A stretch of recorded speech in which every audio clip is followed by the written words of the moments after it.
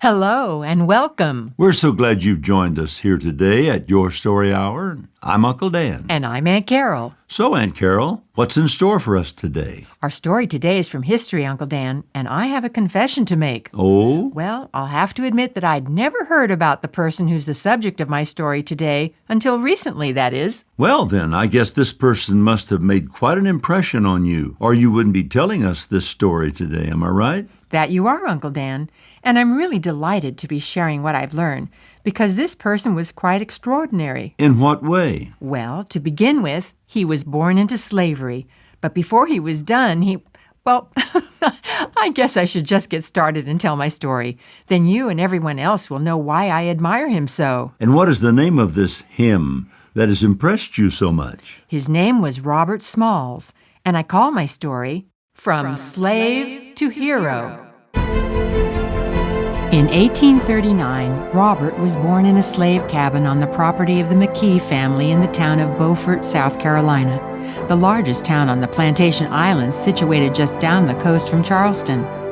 Robert's mother, Lydia, was a servant in the McKee household, where in addition to many other duties, she was entrusted to help raise the McKees' 5 children. Although the work was hard, it was far better than the life she had known as a slave in the fields before John McKee had purchased her, and as young Robert grew, his mother made sure he understood the privileges they enjoyed, while at the same time exposing him to the hard lives experienced by many less fortunate slaves. Mama, look! Who are those people over there? They're slaves, Robert, lined up waiting to be sold. We slaves too, ain't we? Mm-hmm. We're gonna be sold too? I don't think so, but we could be, if the McKees wanted, because slaves don't have any rights. Wait, stop. You see that little boy over there? Uh-huh. No! Mama! No! No! Hey! Mama! My baby! No! No! Mama, they just... Yes, Robert, I see. They just pulled that little boy away from his mama, and they are gonna sell him someplace. They're gonna sell his mama some other place, and that little boy probably never see his mama again. But they... And Robert, that little boy could be you. It's just the way it is when you're a slave. But God has blessed us. The McKees, they are good people. The master, he loved me. Yes, he does. I raised young Henry myself, and now he's our master. We even get the same food as his own family. And he teaches me things too, how to do things. I know he does. And you get the clothes of their own children to wear when they outgrow them. They treat us good, but they own us, you and me, and we are not free. On another occasion, Lydia allowed her young son to watch a slave being whipped on the public street. She wanted him to understand what being a slave could mean. You see there, Robert, what it's like to get whipped? Why, my own sister, she's been whipped so many times, she don't have the skin on that she was born with. But all those whippings don't make her any less a person. And you and me, why, even though we slaves, we are still people. We just as good as anybody. You remember that, Robert. You are just as good as anybody else, white or black. Perhaps knowing that his mother considered them to be as good as anyone contributed to Robert's confidence and friendly ways. Robert's best friends were Henry McKee's own children, with whom he formed a lifelong bond. Then, when Robert turned 12, Henry took him to nearby Charleston, a booming manufacturing center in Seaport, where he hired him out, a very common practice in that day. Now, Robert, I know you'll do well here. I've made arrangements for you to stay in a cabin on my sister-in-law's property, so your basic needs will be met. If you have any problems, you let me know, all right? Yes, Mr. McKee. You'll be back for a visit at the holidays, and I'll stay here in town long enough to make sure you're situated. Robert first worked as a waiter in a hotel. Then, for 2 years, he lit the gas lamps along the streets of Charleston at dusk. And next, he worked on the waterfront. Although his wages went back to the McKees, he had relative freedom to move about the docks and the city. He especially loved the waterfront, where he quickly proved himself, and by the age of 15, Robert became a supervisor. Mason, Yes, boss. Those casks need to be loaded by noon. Get Jinx to help you. Will do, sir. And these crates are to be loaded on the steamer there. The next one down. Let's see. It's due out at 3. I'll get it done, boss. Before long, Robert was hired by shipping entrepreneur John Simmons, who first taught him how to make rope lines for rigging. Now see here, Robert, how this weaves together. The ropes have to be strong enough to hold the sails together. And soon, Simmons elevated Robert to the position of wheelman or boat pilot. I'm so grateful, Mr. Simmons. I appreciate... Think nothing of it, Robert. I know you'll do well, and I'm raising your salary to $16 per month. Thank you, sir. Thank you. Now that Robert was earning $1 more each month, Henry McKee let him keep his extra earnings, which Robert wisely began to save. And even though he was but 16 years old, he began to court Hannah Jones, a lady, also a slave, who was nearly twice his age. Age seemed to be no barrier between them, however. They shared a love of God and cherished the same ideals and ambitions. Besides, Robert admired her sparkling personality. Soon they were talking marriage. You know, Hannah, even when we married, since we slaves, we'll be expected to continue living apart. You on your master's property and me in my cabin. I know, but... But that isn't really what we want, is it? No, we want to be together, just like the white folks when they get married, and even the free men, free blacks. Yes. So... Oh, I know that look. What are you thinking? Tell me. What Robert had in mind was a bold plan. First, he consulted with Henry McKee, who agreed to allow Robert to keep any extra money that he might be able to earn, along with the $1 that he already allowed him to keep. Robert then approached Samuel Kingman, Hannah's owner, and thanks to Robert's good reputation and persuasive abilities, Mr. Kingman agreed to let Hannah keep any extra money she might earn. Plus, he gave approval for the couple to live together in their own lodgings. The wedding took place at the new McKee residence in Beaufort, with Henry McKee presiding and Robert's mother overseeing the entire event. All right, you two. Time to make this official. Yes, Robert, my dear son. Take the hand of your bride. Oh, I'm taking it, Mama. And I just might never let go. And I just might never let you. Now, the broom is right there crosswise in front of you. You know our custom. Jump over the broom and you will be married. All right. Ready, Hannah? Oh, yes. Here goes then. Up and over. I, Henry McKee, now pronounce you man and wife. So Robert and Hannah began their lives in a 2-room apartment above a livery stable in Charleston. They both worked hard to bring in extra income, he by buying and selling various items, and she by taking in extra laundry and sewing. A little over a year later, their first child, Elizabeth, was born. A very happy event that led to a very unhappy thought on Robert's part. Hannah, you know that little Elizabeth belongs by law to your master. He owns you and any children we might have. I have to find a way to protect her and you too, so our baby belongs to us. And so no one can sell you or Elizabeth away from our family. And with that in mind, Robert consulted again with Henry McKee. So, what do you think? Would it be possible? Would I have your permission for me to buy freedom for Hannah and little Elizabeth from Mr. Kingman? Well, I've never heard of a slave owning a slave, but Robert, you have nothing to lose by asking, and if it's my permission you want, you have it. And amazingly, Mr. Kingman agreed to sell both Hannah and Elizabeth for the sum of $800. Robert and Hannah worked long and hard, saving towards the purchase price. And then another child was born to them, little Robert Jr. Robert, how will we ever... I don't know, Hannah.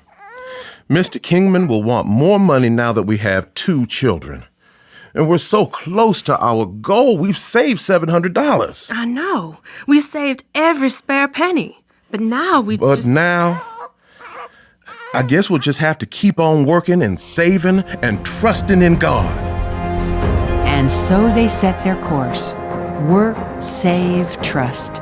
Soon, because of his recognized abilities, Robert was hired as a crew member for the Planter, a fast 147-foot steamboat. And not long afterward, when the Civil War descended upon North and South alike, the Planter became a valuable asset to the Southern Confederacy. Robert found himself in a strange situation. It's a beautiful boat, Hannah. Long and narrow, 2 big paddle wheels, and doesn't need deep water. It's perfect for navigating the rivers and the harbor. But what? Well, here I am assigned to work on the Planter, laying torpedoes, carrying men and supplies for the Confederacy against the Union. And the Union is fighting, at least in part, to end slavery. Hannah, as a slave, I don't really have a choice. But I'm working for the enemy of our own freedom. The Planter, which had been pressed into service as a transport for men and supplies for the Confederacy, was under the overall command of Brigadier General Roswell Ripley, and its captain was C.J. Relia, who very soon recognized Robert's intelligence and navigational abilities. Smalls? Yes, Captain. I'm hereby assigning you as wheelman of the Planter. The Union Army has blockaded both Savannah, Georgia, and our own Charleston Harbor. But we must defend Charleston itself against Union attack. Yes, sir. By the time Robert had served as wheelman or pilot for almost a year aboard the Planter, it was recognized by everyone as possibly the most valuable boat for the Confederates in the entire area. Robert had now memorized every inch of the harbor and the surrounding rivers, every channel, sandbar, and current.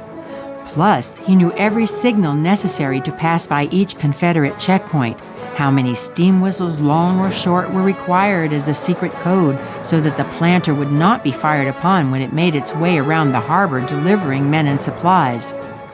As the days went by, a daring plan had begun to form in Robert's mind, and one night, in Robert's apartment over the livery stable, he and his co-conspirators, fellow slave crew members, laid final plans. Hannah, make sure the door is shut tight. All tight and locked, Robert. Good. So are we all agreed? All right, then. The timing has to be perfect. Some night, when we're docked for the evening at the wharf, and we're scheduled to steam away early the next morning with supplies to fortify one of the emplacements around the harbor. And when the white officers have decided to go ashore. Right, John. And when they all are off of hours to visit a tavern. Yes, Willie. When they disobey orders to stay with the Planter, go ashore, and leave us behind, which I know they will sooner or later. That's when we, the 9 of us, will be ready to commandeer the Planter to make a run for freedom. I know all of the signals to get us out of the harbor. If we can make it to the Union ships in the blockade, we will be free men. Yeah. I think your plan can work. Yeah, the Union says that any slaves making it to their lines will be free. Yes. And you at the helm, Robert, as our commander, and the rest of us firing up the boilers for the steam. And doing everything we need to do to get the Planter underway. Then I think we'll have a chance to make it. Along with any family members who want to go. It's risky, and it must be kept secret. But if our families hide at the dock along the way, the one we've talked about, where they can't be seen, then we'll swing by and pick them up. But what happens if we're found out? If they fire on the Planter? If they try to sink it? Are we all agreed on that point? If we face capture, we will sink the Planter ourselves. We'll go down with the ship. Yes, and if it doesn't go down fast enough, we'll join hands and jump overboard just like we planned. Yeah. Better to die trying than to give up the chance for freedom. Hannah. Yes? If you don't want to come now, I'll return for you and the children later. Somehow, some way. If you die, Robert, I die with you. I'll have the children with me on dock. We're going. And so the plan was agreed upon. Then on May 12, 1862, everything began to fall in place. The captain ordered that various munitions, including several powerful cannons, be loaded onto the planter for delivery to new fortifications in the harbor by nightfall. Robert quietly set things in motion. Willie, tonight might be the night. Spread the word to slow down loading the munitions and the other supplies. That way we won't be ready to make delivery until tomorrow morning. All right, then. I'll tell John and the others. If we haven't finished loading, I'm betting the officers will go ashore tonight. And I'm sure Uncle Abe will be mighty glad to get a hold of these cannons if we get through. And I'm sure I'll be mighty glad to be fighting on Mr. Lincoln's side of the war. Yes, if we can make it out of the harbor to those Union ships in the blockade. And if they don't panic when they see a Confederate boat heading straight for them. And if they don't decide to sink us before we reach them. There certainly were enough ifs to make the bravest of men nervous. But according to plan, by dragging out their work that day, Robert and his friends were able to delay progress enough that the planter would not be ready to leave until the next morning. And just as he had hoped, the officers did decide to take an overnight onshore break. Smalls, make sure everything is ready to go early in the morning, when the officers and I will be, returning. Yes, Captain. I'm leaving the planter in your hands tonight. Yes, sir. And so, once the officers had gone ashore, Robert and his friends quickly reviewed their dangerous plan. Then, about 3 o'clock the next morning on May 13th, before the officers returned, and before the planter was scheduled to leave, Robert, dressed in one of the captain's gold-trimmed uniforms and wearing the captain's straw hat as a disguise, gave the order. Raise the Confederate flag, man, and the South Carolina flag as well. Then stoke up the boilers. We'll need a full head of steam. As the planter's engines came to life, Robert breathed a prayer. Oh, Lord, be with us on this fateful journey. The planter slid away from the wharf without incident.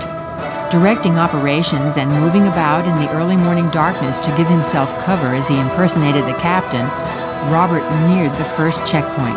Would anyone be suspicious? Would someone see he wasn't the real captain? Would they wonder why the planter was leaving ahead of schedule? Would they be stopped, pursued, fired on? Thankfully, all went well. And then Robert, with John at the wheel, guided the planter toward the dock where family members were waiting, among them Hannah, their daughter and infant son. A small rowboat was dispatched to scoop them up and deliver them alongside. Quickly, all of you, get aboard and below so you won't be seen. Within a few minutes, the planter steamed toward the second checkpoint, Castle Pinckney. As they approached, Robert gave the appropriate secret signal to pass. I hope this works. It looks like, yes, we're gonna make it past this one. Oh God, please be with us. Robert continued to guide the planter past every checkpoint, giving the correct signal as they approached each one. Fort Ripley, Fort Johnson, and on to the heavily fortified Fort Sumter at the mouth of the harbor. Keep it steady, John. It's starting to get light, Robert. I know. We're so close, the sentries will be able to see in the pilot house here. Yes, but this is the usual route of passage. If we take a wide swing around the fort so they can't see us, it would be suspicious. Let's hope they can't see who we really are. I'll just pull the brim down on my hat and lean against the wall just like I seen the captain do. Cross my arms over my chest like he does and stay in the shadows. You do look like him for all the world. We're all actors in this, John. Oh, Lord, we entrust ourselves into thy hands. All right, it's time to give the signal. 2 long and 1 short. The guns at Fort Sumter could literally blow us out of the water, and they'll hang us all if we're captured. Look, Robert, one of the sentries is calling out to us. Pass on by and blow the Yankees to smithereens, or capture one of their ships. Aye, aye, will do. Steady goes it, John. Keep the normal speed. Steady, Steady. Robert held his breath. The planter continued out to sea at the usual pace, and then, once Robert knew they were beyond the reach of any guns, Full speed, man! Full speed ahead! the planter lurched forward, speeding straight for the blockade, and too late the sentries at Fort Sumter realized something was amiss. Their guns were of no use, and no boat could be launched in time to overtake the planter, which was charging for the blockade. But now a new and very real danger faced the desperate escapees. Lower the Confederate flag quickly, man! Get it down! The Union boats will sink us if they see a Confederate boat charging towards them. Robert, here! Your wife brought a sheet with her. We can use it. Yes! A flag of surrender! Quickly, men! Up with the sheet!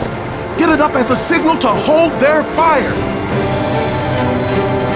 Once the planter pulled alongside the Onward, one of the Union ships in the blockade, Captain Nichols of the Onward boarded the planter. He was more than a little surprised to discover that the planter had been commandeered, stolen away right under the noses of the Confederates by Robert Smalls and his fellow crewmen, all of whom were slaves. Robert stepped forward to speak with Captain Nichols.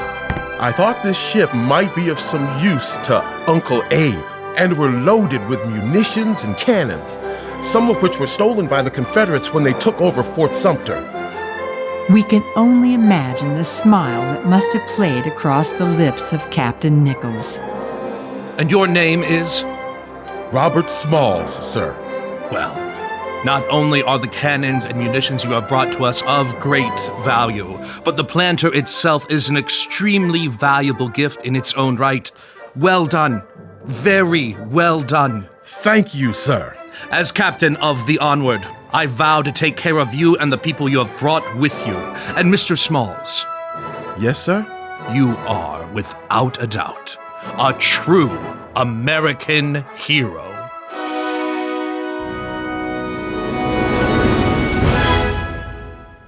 Wow, Aunt Carol, what an adventure. And he really was the hero, wasn't he? Oh, yes. Robert Smalls became very well known as a hero among both blacks and whites in the Union cause. And when Robert was invited to confer with President Lincoln, he became influential in Lincoln's decision to allow blacks to join the Union Army ranks, a move that many believe was a deciding factor in swelling the Union troops enough to ensure victory. I see. I hope he wasn't a forgotten hero. Did he remain, well, you know... Famous? Yes, famous. Definitely. Among other things, Robert Smalls piloted the planter for the Union through 17 naval battles and later was promoted to captain. He became a public voice on behalf of his people, raised funds for the Union cause, and became a delegate to the Republican National Convention. Amazing. Amazing, Aunt Carol. Oh, but I'm not done yet, Uncle Dan. Well, then please go on. He earned the right for blacks to ride in the same coach as whites in the streetcars in Philadelphia by leading a protest. And once back in his hometown of Beaufort, he became a public leader, built the first free public school in South Carolina, helped to draft the state constitution, and he also... There's more? I'm just getting warmed up, Uncle Dan, because Robert continued to fight for fairness and equality for all people, was elected to the South Carolina legislature, fought for the right of blacks to vote, and in 1874 was elected to the United States Congress, where he served 5 terms. Wow. Like I said, truly amazing. And one more interesting note, Uncle Dan. Robert used his financial assets to help many folks who were destitute after the war, including, can you believe it, the McKee family. No. Yes. Not only that, he bought the old McKee house where he had served as a slave and made it his own family's home. Of course, there were more victories, as well as a few disappointments along the way, but I'm sure you get the idea. Loud and clear, Aunt Carol. Thank you so much for telling us about Robert Smalls, a true hero in anyone's book.